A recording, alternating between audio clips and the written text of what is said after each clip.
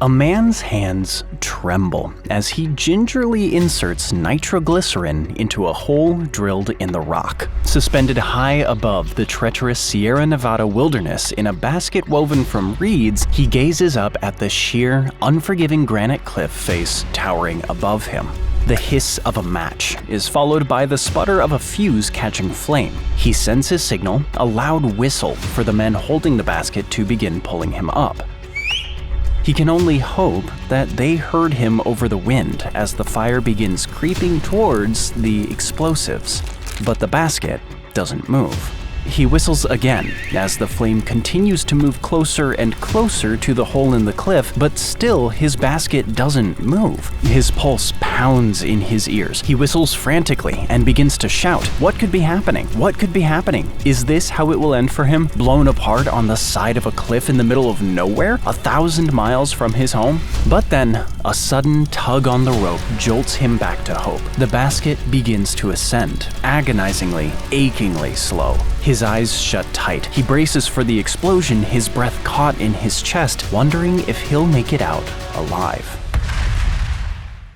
The construction of the Transcontinental Railroad was a feat of human might, ambition, and engineering, as well as a story of unbelievable corruption and death. Today, we're going to dive into the brave people, the great race, and the horrific tragedies that created the railroad which connected the entire United States. Come along to discover the story of how the Transcontinental Railroad was built. Long before California became a part of the United States, one man envisioned a radical idea that would change the course of history. Merchant Asa Whitney dreamed of a railroad connecting the West Coast to the rest of the country. In 1844, while returning from a trade expedition to China, Whitney had an epiphany. What if America could build a railroad stretching east to west and open up the enormous trade possibilities with the Chinese market? Back then, a trip from New York to the west coast of the United States meant one of three things. One choice was sailing to the Isthmus of Panama,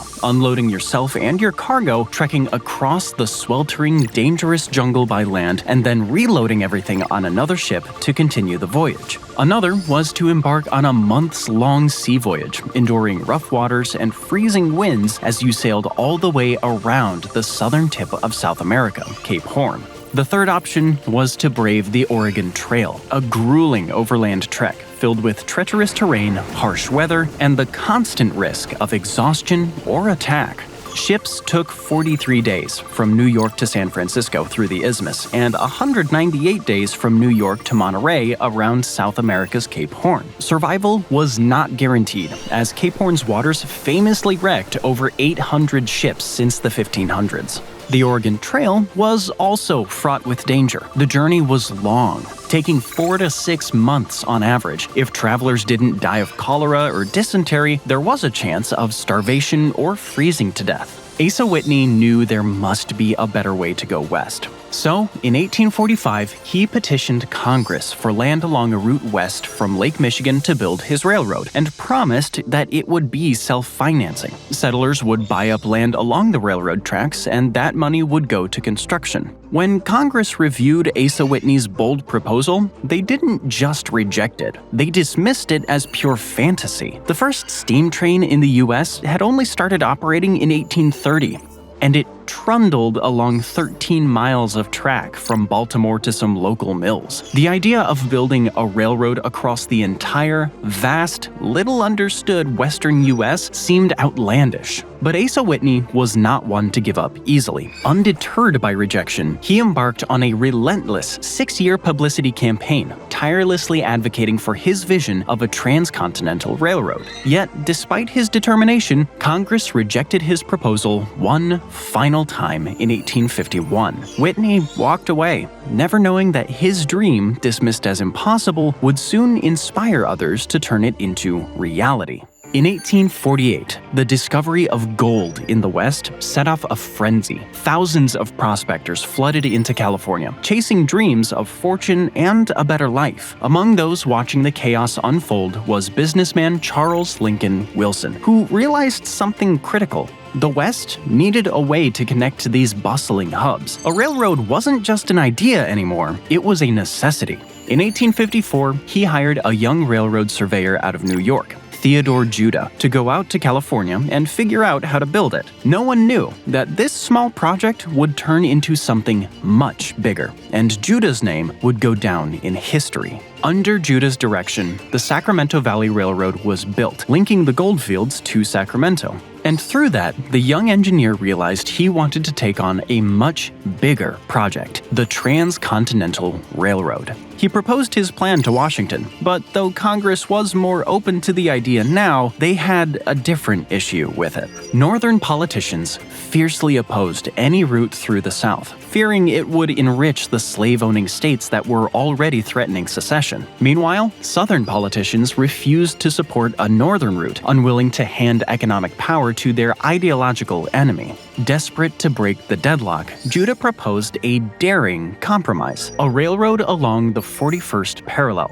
splitting the difference between North and South. But when the politicians heard his plan, it was immediately dismissed. Judah's line would have to cross several deep ravines and go right through the granite Sierra Nevada mountain range. It would require an engineering accomplishment that had literally never been done before in the US. But Judah was convinced his route was best. He just needed to find a way to cross the steep, unruly Sierras. Chance brings him a Dutch flat storekeeper named Daniel Doc Strong, who told Judah he knew the best way to cross the mountains, through the Donner Pass. Judah checked the site and realized he had found his path, but there was still the problem of funding.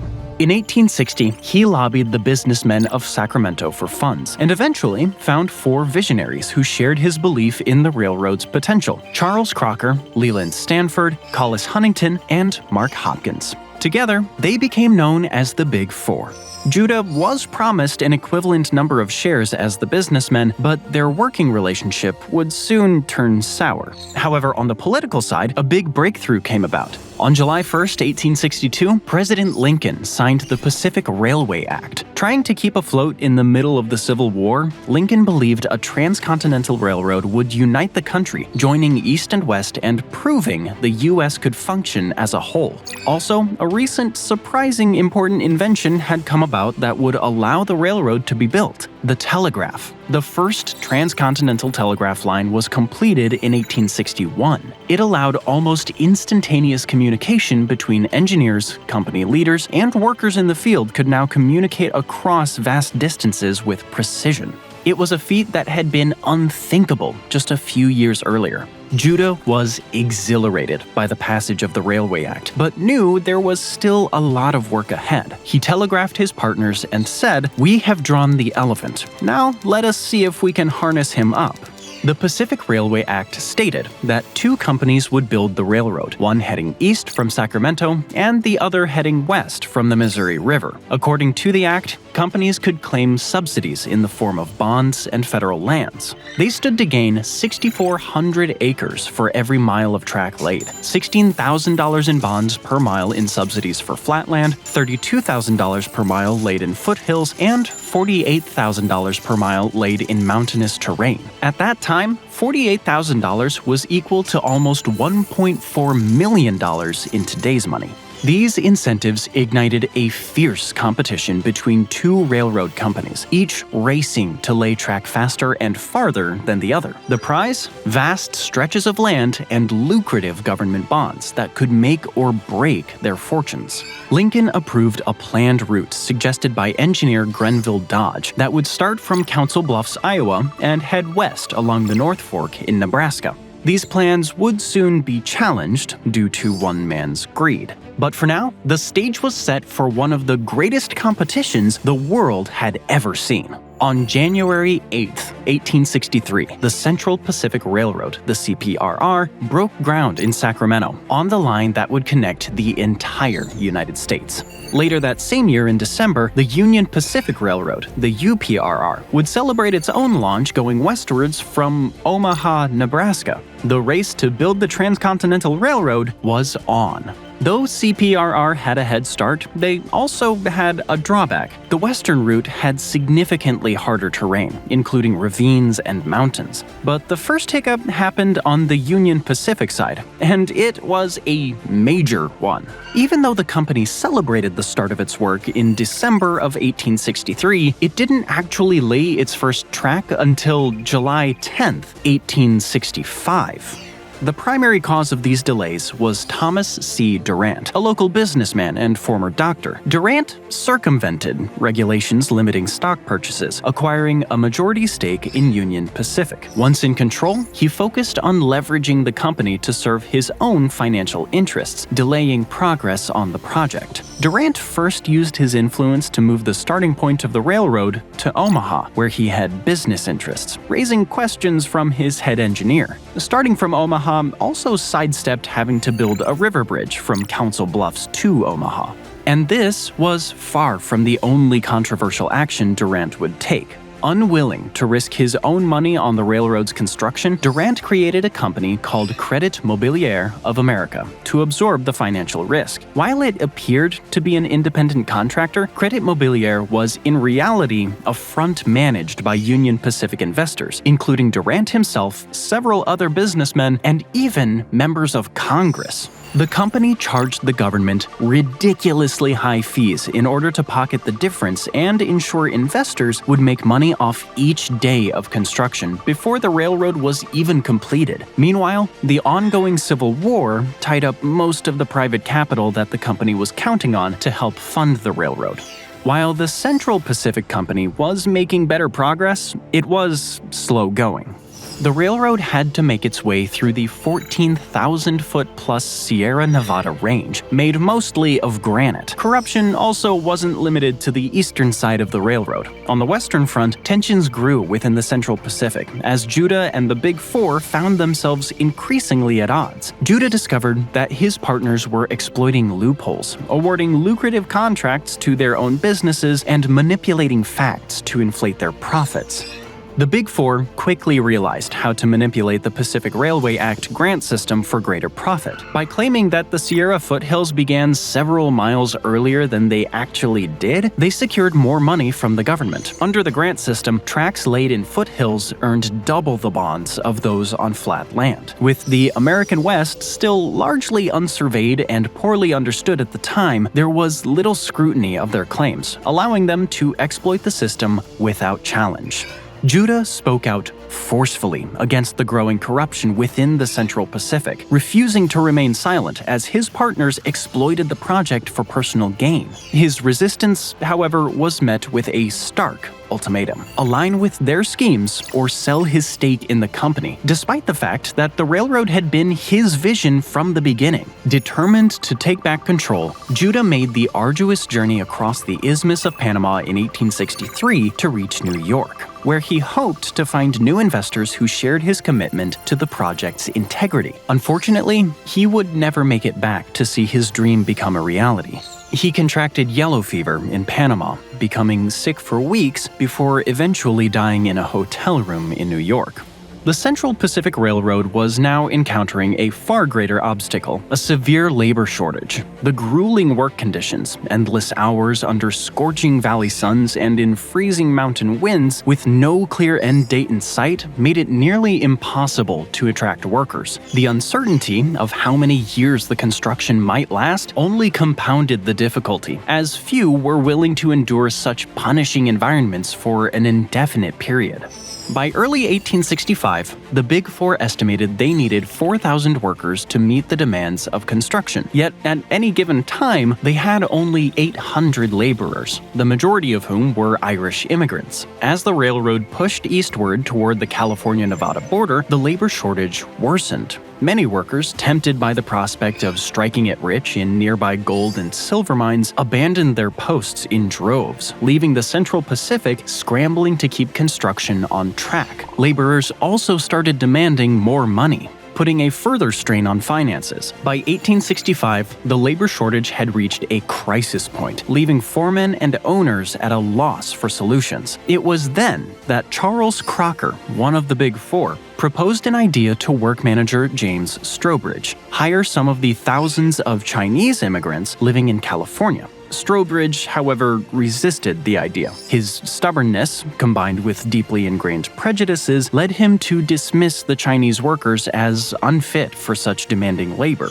But seeing no other solution, Strobridge relented and hired 50 Chinese men on a trial basis. Eventually, Chinese people would make up the majority of Central Pacific Railroad workers, some of them brought directly from China. The Chinese workers faced appalling treatment on the railroad. Initially paid $27 a month, later increased to $30, they were required to cover the cost of their own room and board. In contrast, Irish workers earned $35 a month, with room and board fully provided. To accommodate cultural preferences, the Chinese workers had supplies brought in from cities like San Francisco, as the standard meals of boiled meat and potatoes provided to the Irish were unappealing to them.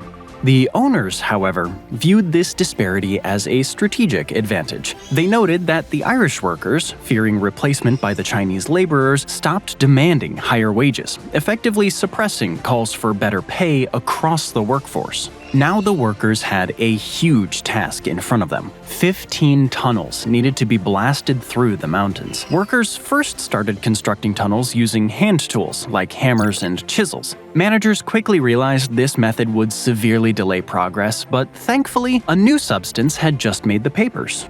On Monday, April 16, 1866, a worker at the San Francisco Wells Fargo building attempted to open a leaking crate. Moments later, the building was obliterated in a massive explosion that killed everyone inside and shook structures several yards away. Inside the crate was nitroglycerin. This volatile substance, invented in 1847 and recently refined by Alfred Nobel, was a groundbreaking but deadly new product. Its power was unmatched, but so was its unpredictability. The news of the devastating nitroglycerin explosion in San Francisco reached the Central Pacific executives and inspired a dangerous idea. They realized this volatile substance could be used to blast through the granite walls blocking their progress. To carry out the plan, Chinese workers crafted baskets using traditional reed weaving methods and were lowered in them over sheer granite cliffs, dangling thousands of feet above the ground. Suspended in midair, they chiseled holes into the rock, inserted nitroglycerin and black powder, lit the fuse, and trusted their co-workers holding the ropes to pull them up in time. Tragically, mistakes were common, and death became an all-too-frequent part of the job. Of all the obstacles, the Donner Pass was the most difficult of all. Workers had to burrow through 1,659 feet, or over 500 meters of solid granite, the length of over 1.5 Eiffel Towers, all at an altitude of 7,000 feet. As snow pummeled them during the winter, work progressed slowly, 14 inches or 35 centimeters a day, as workers struggled to break the rock. Meanwhile, below freezing temperatures and avalanches killed dozens, if not hundreds. Faced with the immense challenge of tunneling through the granite at Donner Summit Pass, workers devised an innovative solution. They dug a 75-foot vertical shaft straight down into the tunnel. This alone took 3 grueling months to complete. Once the shaft was finished, it allowed teams to dig from the inside out as well as from the outside in, effectively doubling the rate of construction. Progress increased to 28 inches a day, a significant improvement in one of the most challenging sections of the railroad. All in all, the construction of the pass cost between $150,000 and $1 million per mile. To top it off, the crew also had to build tall wooden snow sheds over a distance of 40 miles to keep the construction and track area clear of avalanches and snowdrifts, which could get to dozens of feet high. After 15 grueling months, the Donner Pass summit tunnels had been completed. But Chinese workers decided they had had enough of risking their lives, terrible working conditions, and lesser pay than their white co-workers. They went on strike. In a shockingly inhumane move, company managers withheld food until the strike broke. But it was the first sign of many to come that foreign workers would not take exploitation lying down. While the Central Pacific Railroad was moving agonizingly slowly, the Union Pacific finally got around to starting. In 1864, Congress amended the Pacific Railway Act to make more money and land available to the companies working on the track. They also extended the deadline for the first 50-mile section of track needed to qualify for the land grant to 1865. This gave Union Pacific the money to start work again. One of the other problems that had stalled construction from Omaha was a lack of labor. It was harder to get Chinese people from China to the Missouri River, so UPRR couldn't follow Central Pacific's solution. But once the Civil War ended, a whole lot of soldiers found themselves out of the army and jobless. Newly freed Black Americans also needed work. Seizing the chance, UPRR hired Civil War veterans and Black Americans, along with Irish, Italian, and German immigrants from the Northeast, to fill its labor force and push construction forward. Although the workers from Union Pacific had the advantage of crossing the seemingly endless flat plains of the Midwest, the terrain presented its own set of challenges. First, laying track required vast amounts of timber and other resources. These materials had to be transported from the Missouri River across great distances to reach the construction sites on the prairies, creating significant logistical challenges. Workers also faced frequent attacks from Native American tribes. For the indigenous peoples of the plains, the railroad symbolized a direct threat to their lands, resources, and way of life, further straining relations that were already fractured. By the mid-19th century, the U.S. government's policies toward indigenous populations, such as the forced removal of tribes from their ancestral lands, exemplified by the Trail of Tears, had created deep mistrust and hostility. This tension often boiled over into violent confrontations along the railroad's path. Native Americans were justifiably suspicious of this new government-spearheaded project crossing their lands. They thought the railroad would pose a threat to their lands and way of life. Unfortunately, they had no idea just how correct they were. To the railroad companies, indigenous peoples were viewed as obstacles to progress. In response to frequent raids, the U.S. government deployed military leaders like General William Tecumseh Sherman to suppress resistance and protect the construction efforts. Sherman's approach to indigenous resistance was marked by brutal and unapologetic violence. His infamous quote from 1867 encapsulates his attitude, quote, "The more we can kill this year, the less will have to be killed the next year." Skirmishes along the railroad construction route were frequent, as the U.S. Army clashed with Sioux, Arapaho, and Cheyenne tribes whose lands were being encroached upon. The U.S. military also enlisted the aid of Pawnee warriors, who had long-standing conflicts with some of the other tribes in the region. These battles often escalated into horrific tragedies. One of the most infamous was the Sand Creek Massacre in Colorado, where U.S. Army forces attacked a Cheyenne village, killing an estimated 150 to 200 people, many of them women and children. In retaliation, Cheyenne warriors launched an attack on soldiers stationed at Fort Rankin in Julesburg, Colorado, intensifying the cycle of violence along the construction route. As the tracks crossed west, Native Americans also sabotaged railroad work. They derailed handcars, turned up the tracks themselves and piled ties between them to create blockades, and attacked white settlements that had sprung up along the route. As the tracks crossed west, temporary towns sprung up following the railroad workers. They had blacksmith shops, doctors' offices, and other stores, sometimes set up in temporary wooden structures, other times in tents. But they became famous for their less wholesome offerings, mostly gambling and prostitution. These settlements were nicknamed Hell on Wheels towns, as they catered to groups of young single men with money in their pocket and nothing to do after work. Some of those temporary settlements turned into major towns across the Great Plains, like Cheyenne and Laramie in Wyoming. At this point, despite their late start, the Union Pacific Company was moving 4 times as fast as the Central Pacific, so the Central Pacific became even more determined to catch up.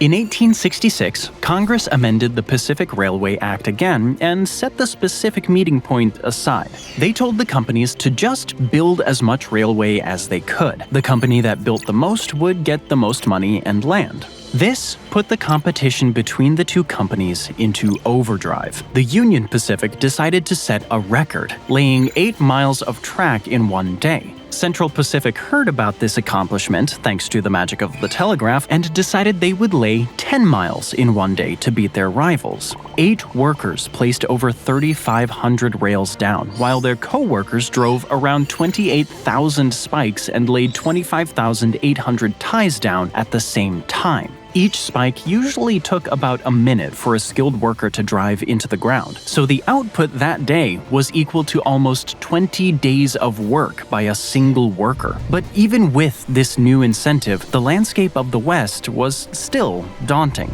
Big challenges lay ahead, namely in the ravines and rivers that had to be crossed.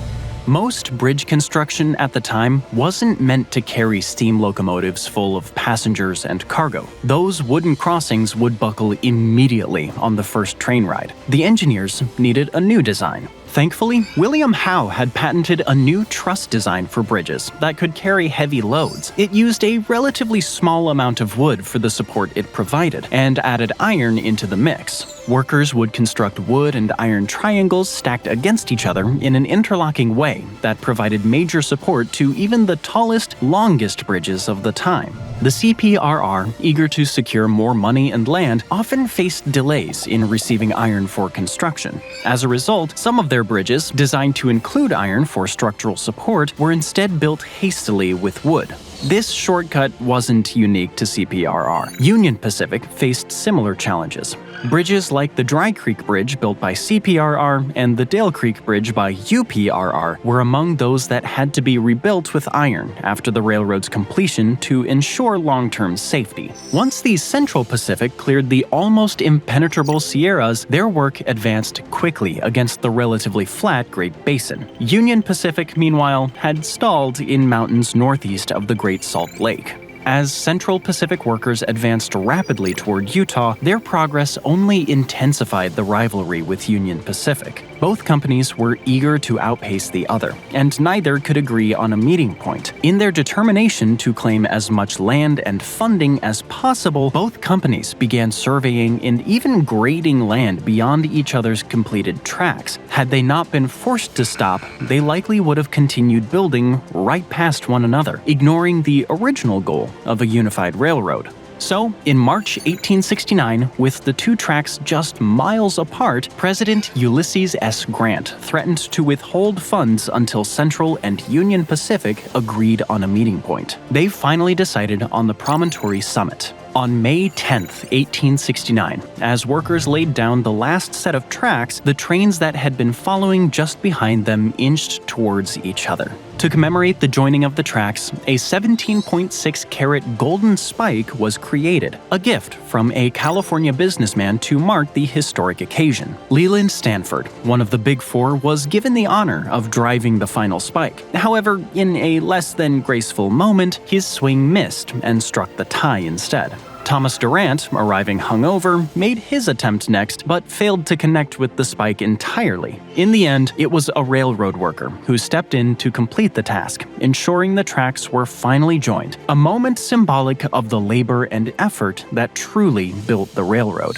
The Transcontinental Railroad was complete. All in all, Union Pacific had laid down over 1,086 miles of track from Omaha, and Central Pacific had laid down 690 miles of track from Sacramento. History was made. The completion of the Transcontinental Railroad transformed life in the United States, reshaping the nation's economy, society, and geography in ways that are difficult to fully grasp today. It connected coasts, opened new frontiers, and fueled unprecedented growth and prosperity, laying the foundation for the modern United States. Resources, goods, and people started shuttling back and forth between the two coasts of the country at a scale never seen before, and at a cost 85% lower than traveling by stagecoach. A relatively risky trip that had previously taken months was now reduced to just 1 week.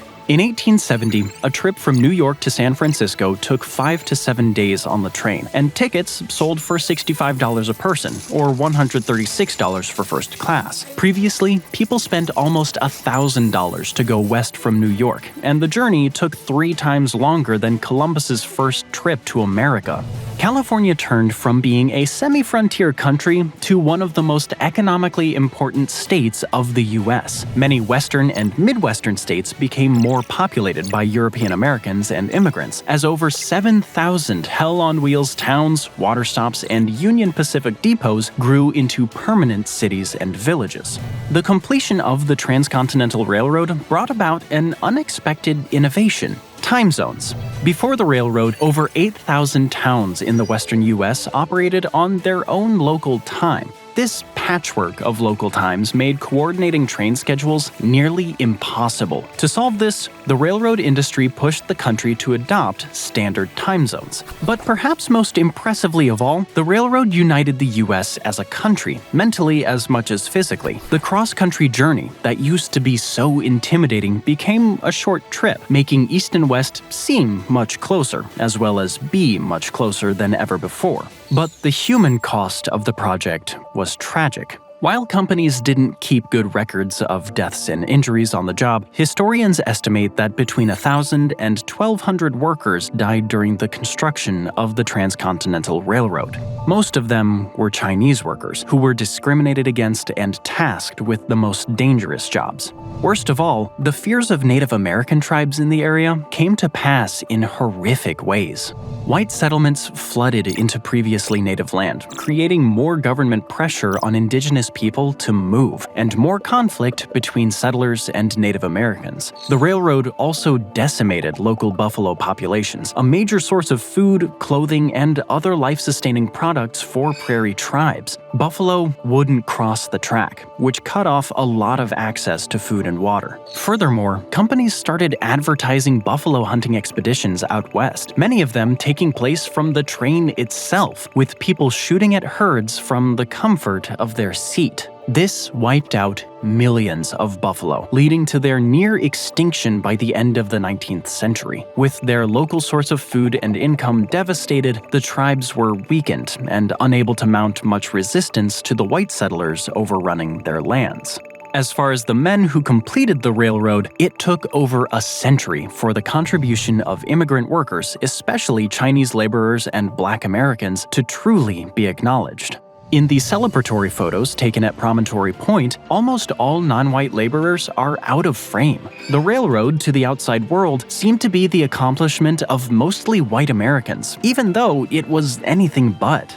Between 13,000 and 20,000 Chinese workers are estimated to have contributed to the construction of the Transcontinental Railroad. Despite their critical role in completing this monumental project and enduring years of discrimination, their efforts were not met with gratitude, but with further injustice. In 1882, the Chinese Exclusion Act was passed, barring Chinese immigrants from becoming U.S. citizens. This act marked the first major federal law to restrict immigration based on nationality, further marginalizing the very workers who had helped shape the nation's future. The Transcontinental Railroad was a massive achievement and awe-inspiring accomplishment that changed the course of history, though it didn't happen without long-reaching negative effects and a significant dark side. Thanks for joining me today. I hope you enjoyed the video, and if you want to see more videos like this, then please consider subscribing and turn on notifications. It really does make a difference. Thanks again, and I'll see you next time on MatPack.